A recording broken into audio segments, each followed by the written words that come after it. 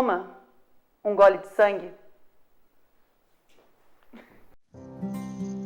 Olá, esse é o Cine Olhar Minutagem, um bate-papo entre dois amigos apaixonados por cinema.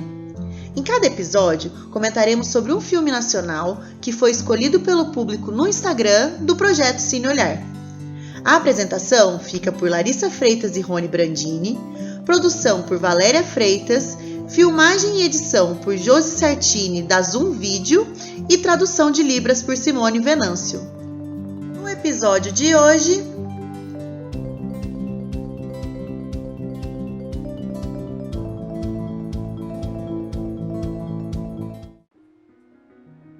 Cine Olhar Minutagem, registrando o que amamos nos filmes. Hoje a gente está aqui no Instituto Moreira Salles, na sala de cinema, eu e Rony, para conversarmos sobre o filme Reflexões de um Liquidificador. Sim. Rony, quais eram suas expectativas sobre o filme? Se você já tinha assistido, se você já tinha escutado falar sobre esse filme também? Eu conheci, mas não tinha assistido ainda. Fiquei bastante impressionado. Achei muito engraçado, né? De uma maneira assim muito sombria, né? Mordaz, um humor do desconforto, né? Eu achei muito interessante a gente colocar esse filme, né? Ele ser categorizado como comédia. Sim. E quando a gente vai fazer essa indicação, né, para as pessoas a partir desse episódio, é preciso ressaltar que essa é uma comédia mórbida. É muito diferente da comédia que a gente está acostumado de produção no Brasil. Eu nunca tinha visto uma comédia nesse nicho, assim. Algo que eu vi recentemente foi, por exemplo, o Sinfonia da Necrópole, algumas coisas que trazem esses elementos dessa morbidez, dessa coisa meio grotesca dentro dessa parte do que é comédia. E também é uma comédia que não é tão risível, né? Sim, não, ela tem uma comédia nos elementos. Não é pra você ficar morrendo de rir, ter esse riso fácil. Até porque quando você ri, você também se sente desconfortável, né? E até um pouco culpado, né? Por que eu tô rindo disso, né? Isso não era pra ser engraçado. Não era pra ser engraçado, porque é tão violento, né? É inesperado como a violência surge no filme, eu acho, né? Eu acredito que sim. Eu acho que a gente pode comentar, então, que a gente está falando aqui de violência, falando como que isso se desenvolve na trama, mas acho que a gente pode falar, então, um pouco mais ou menos sobre o enredo, sem ser muito, né? Sem entrar em detalhes, né? Mas para que as pessoas assistam. A história de uma mulher bastante pacata, né? Que trabalhava, ela fazia sucos, né? Então ela tem essa relação ali com o liquidificador. Os sucos dela, as vitaminas, elas têm uma certa fama, né? De serem bons. E, enfim, essa mulher descobre que o marido a estava traindo, né? E a partir daí ela tem certas atitudes.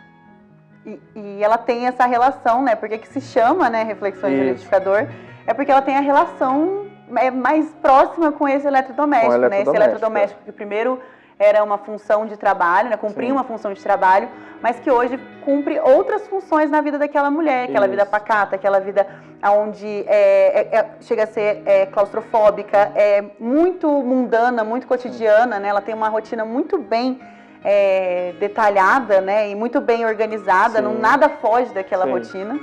Então, quando você tem essa quebra, onde esse objeto, né, de casa, que é um liquidificador, começa a se relacionar com ela, começa a conversar com ela, a gente começa a perceber outras facetas daquela mulher que Sem senão dúvida, a dona de casa, senão... Sim. Ela interage com esse liquidificador, né?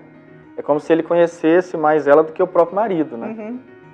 E é como se fossem as únicas testemunhas da vida dela, né? Que essa vida tão pacata, né? Tão solitária, né? Uma vida que seria esquecida de outra forma, né?